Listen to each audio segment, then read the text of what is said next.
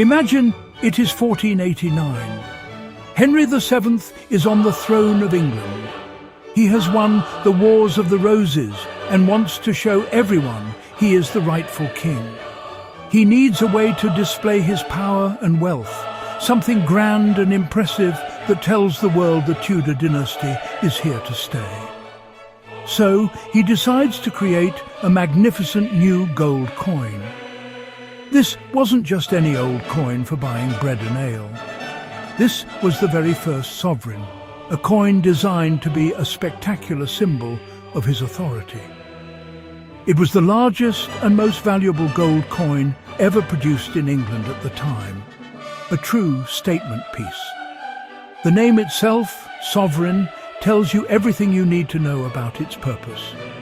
It was all about showing who was in charge. The coin featured a breathtakingly detailed image of Henry VII seated on his coronation throne, holding his orb and sceptre. This powerful portrait was meant to project an image of majesty and divine right. On the other side was the Tudor rose, a clever symbol combining the red rose of Lancaster and the white rose of York. This design wasn't just pretty.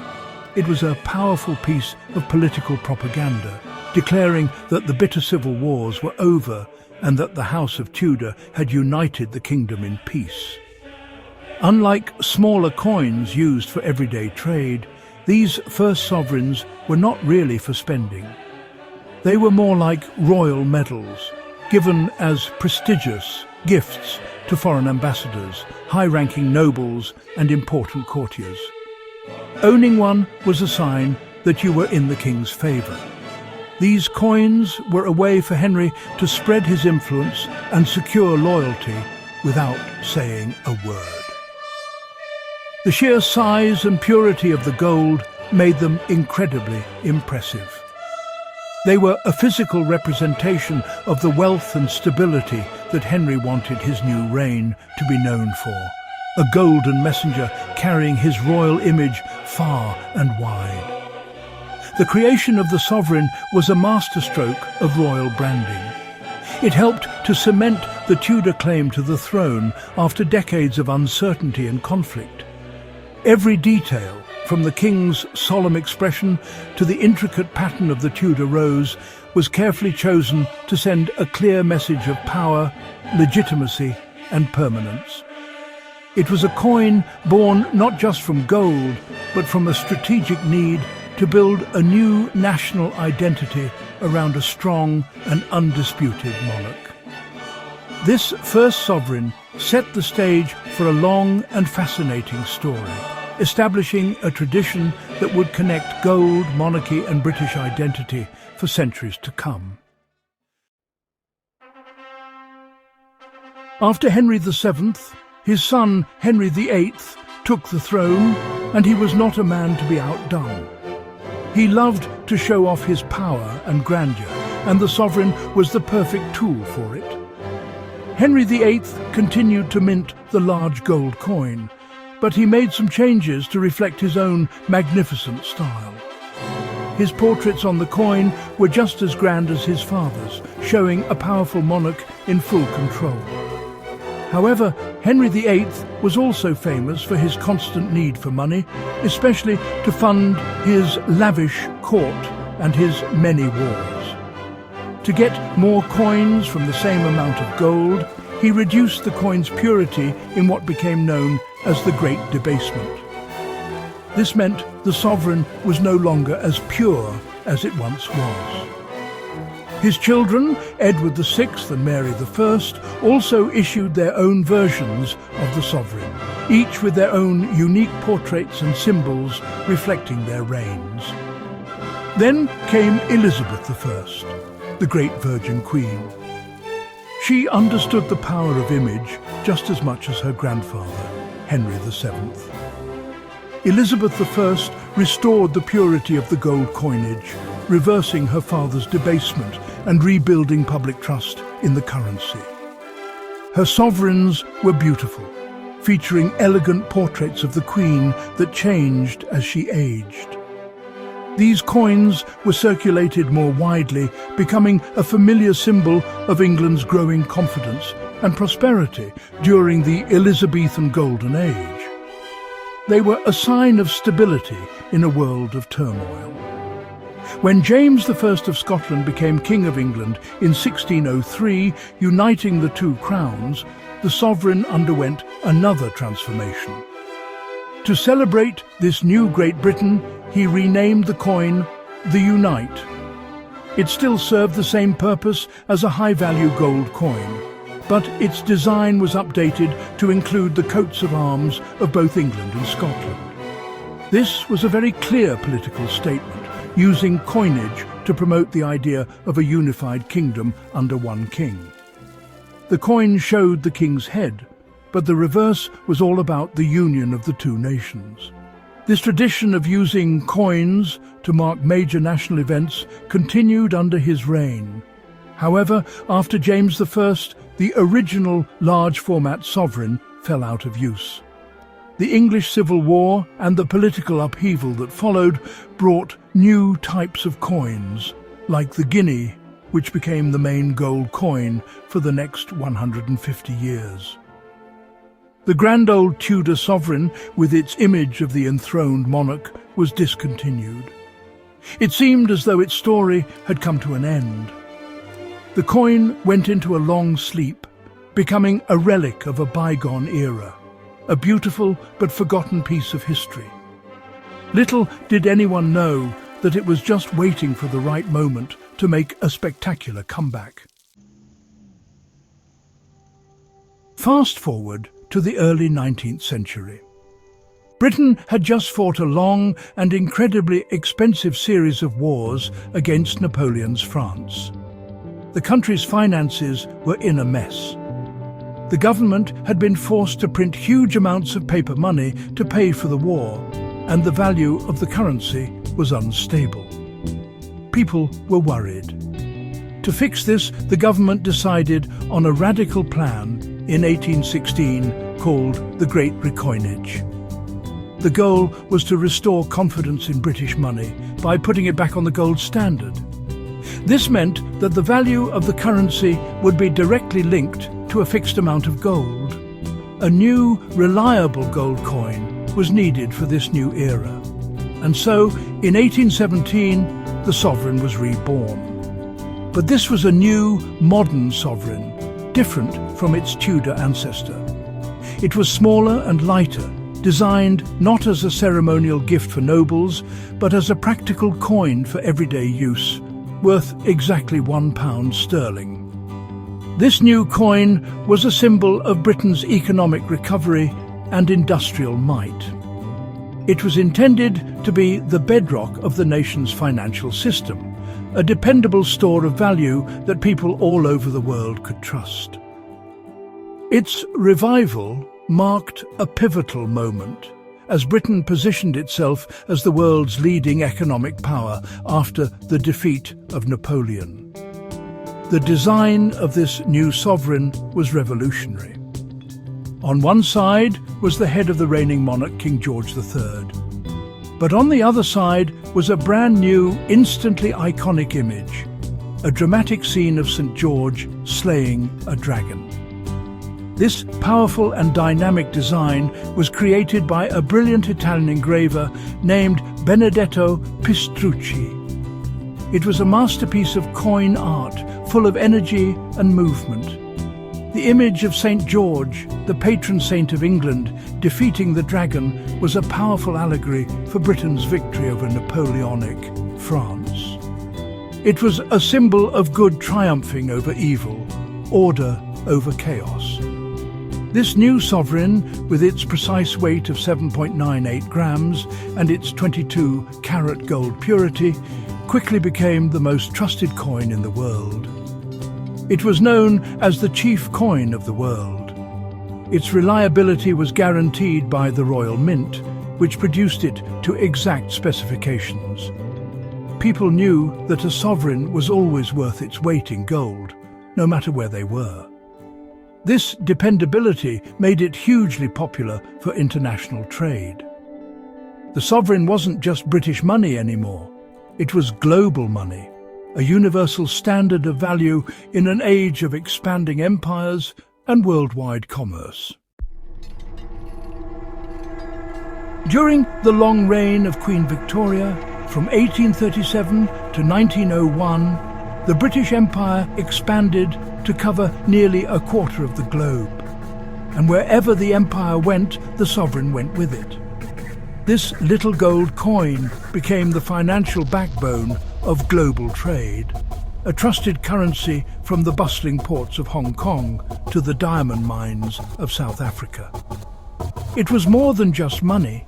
It was a symbol of British power, reliability and influence. If you had a sovereign in your pocket, you held a piece of the world's most powerful empire in your hand. Its reputation for purity and consistent weight made it the preferred coin for international merchants, bankers and ordinary people alike. To meet the enormous demand, the Royal Mint did something unprecedented. It opened branch mints across the empire. Mints in Sydney, Melbourne and Perth in Australia, as well as in Canada, India and South Africa, all began producing sovereigns. These coins were identical in weight and purity to the ones made in London, but they carried small mint marks to show where they were made. A small S for Sydney or M for Melbourne told the story of the coin's journey. This global production network ensured that there were always enough sovereigns to keep the wheels of imperial commerce turning smoothly, making it a truly global currency. The design of the Victorian sovereign also tells a fascinating story. Over her 64-year reign, 5 different portraits of Queen Victoria appeared on the coin, tracing her journey from a young girl to a powerful empress. The first portrait, the young head, shows her as a youthful monarch. Later came the Jubilee head, created to celebrate her 50 years on the throne, showing a queen wearing a small crown. Finally, the old head, or veiled head, depicted her as a mature, widowed matriarch, the respected figurehead of a vast empire.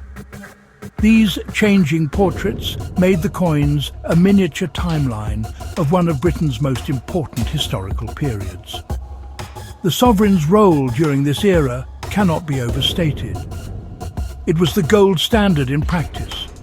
International debts were settled in sovereigns, and trade contracts were often priced in pounds sterling, backed by these very coins. It provided a stable financial foundation that helped fuel the Industrial Revolution and the expansion of global trade. For millions of people across the empire and beyond, the image of St. George slaying the dragon was a familiar guarantee of value and security. The sovereign wasn't just a coin, it was an institution, a golden ambassador for Britain's imperial prestige and economic dominance. The golden age of the sovereign came to an abrupt end with the outbreak of World War I in 1914. The war was incredibly expensive, and the British government needed every ounce of gold it could get its hands on to pay for weapons, supplies, and to secure international loans, especially from the United States. In a patriotic campaign, the government asked the British public to turn in their gold sovereigns and exchange them for paper banknotes. Gold coins, which had been a part of daily life for a century, suddenly vanished from circulation. People were told it was their duty to give up their gold for the war effort. This marked a fundamental shift in how people thought about money. For generations, real money was something you could hold, something with intrinsic value, like a gold sovereign. But now, people were being asked to trust flimsy pieces of paper instead. The government effectively took Britain off the gold standard, meaning that banknotes could no longer be swapped for gold on demand. The sovereign, once the workhorse of the economy, became a relic almost overnight. Production of sovereigns for circulation in Britain stopped in 1917. Although the branch mints continued to produce them for a few more years, their time as everyday currency was over. After the war, there were attempts to bring back the gold standard and return the sovereign to its former glory. In 1925, Winston Churchill, then Chancellor of the Exchequer, controversially put Britain back on the gold standard. The Royal Mint even struck a new batch of sovereigns bearing the portrait of King George V. However, the world had changed. The British economy was no longer as dominant as it had been before the war, and the policy proved unsustainable. The Great Depression hit, and in 1931, Britain was forced to abandon the gold standard for good. The 1925 sovereigns never really circulated and became an instant collector's item. The era of gold coins as daily money was truly over. Across the world, countries moved towards fiat currencies.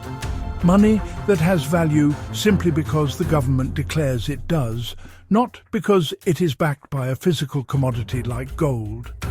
The once mighty sovereign, the coin that had built an empire and dominated global finance, was now relegated to bank vaults and old treasure chests. It became a piece of history, a memento of a bygone era of British power and financial certainty. The jingle of gold in people's pockets was replaced by the rustle of paper notes, a change that symbolized the end of an economic age. For several decades, the sovereign lay dormant, a ghost of its former self. After the mass withdrawal during World War I and the final abandonment of the gold standard, the coin was no longer part of Britain's monetary system.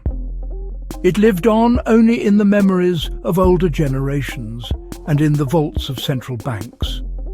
However, the story of the sovereign was far from over. In 1957, the Royal Mint decided to start producing them again. This decision was not to bring them back as spending money, but to combat the rise of counterfeit sovereigns that were being made abroad. The world still trusted the sovereign, and a new supply of official coins was needed to satisfy international demand. This new series of sovereigns, featuring the portrait of the young Queen Elizabeth II, sparked a new chapter in the coin's life. They were produced to the exact same specifications as their Victorian predecessors, 7.98 grams of 22-carat gold. But their audience was different. These new sovereigns were not for buying groceries. They were for gold investors, known as bullion buyers, who wanted a reliable way to own physical gold. They were also eagerly sought after by coin collectors or numismatists, who were fascinated by the coin's rich history and beautiful design. The sovereign had successfully reinvented itself for the modern age. As the collector market grew, the Royal Mint began to produce special versions of the sovereign. They started making proof coins, which are struck multiple times with specially polished dies to create a stunning, mirror-like finish with frosted details. These proof sovereigns are works of art, produced in limited numbers and sold in presentation boxes with certificates of authenticity. They are aimed squarely at the collector market and often feature one-off design changes to commemorate special royal events like jubilees, weddings, or important anniversaries. These special editions have become incredibly popular, often selling out quickly and appreciating in value. Today, the sovereign is more popular than ever among both investors and collectors. For investors, it offers a secure and internationally recognized way to own gold. Because it is technically still legal tender in the UK, it has the added benefit of being exempt from capital gains tax, making it a very attractive investment. For collectors, the appeal lies in its history, artistry, and the thrill of collecting different monarchs, mint marks, and special editions. The modern sovereign successfully bridges two worlds: the tangible security of gold bullion and the intricate story-rich world of numismatics, ensuring its continued relevance and desirability. So, what is it that makes the sovereign so special? It comes down to a perfect blend of history, artistry, and trust. At its heart is Benedetto Pistrucci's timeless design of St. George and the Dragon. This image is more than just a decoration. It's a national symbol, a miniature sculpture filled with drama and heroism that has captivated people for over 200 years.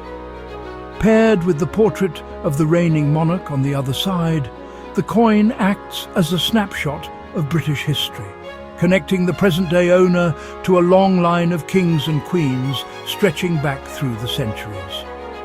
It's a tangible link to the past. The coin's physical properties are just as important. A sovereign is defined by its precise specifications: a weight of 7.98 grams and a gold content of 22 carats. This means it is 91.67% pure gold, with the remaining part being copper, which makes the coin more durable and gives it its distinctive reddish gold hue. This consistency, guaranteed by the Royal Mint for over 2 centuries, is the foundation of its global reputation. Whether you have a sovereign minted in London in 1887 or one from Perth in 2025, you know you are holding exactly 7.32 grams, or a quarter of a troy ounce, of pure gold. This reliability is why it remains a benchmark for gold coins worldwide. The collectability of the sovereign is immense. Enthusiasts can trace the 5 portraits of Queen Victoria, hunt for rare mint marks from the old empire branches, or seek out the scarce sovereigns of short-reigning monarchs like Edward VIII. Then there are the modern special editions, which often feature unique versions of the St. George design or special privy marks to celebrate royal jubilees or birthdays. The story of the sovereign is constantly evolving, with new portraits of King Charles III now adding another chapter to this long and fascinating history. Each coin tells a story, making collecting them like assembling a puzzle of Britain's past. Ultimately, the sovereign is far more than just a piece of gold. It is a symbol of British heritage, resilience, and continuity. It has survived the fall of dynasties, the upheaval of world wars, and the end of an empire. It has transformed from a tool of royal propaganda to the world's most trusted currency, and now to a prized item for collectors and investors. The sovereign represents a gold standard, not just in finance, but in quality and tradition. It is a golden thread running through more than 500 years of British history, a shining testament to a legacy that continues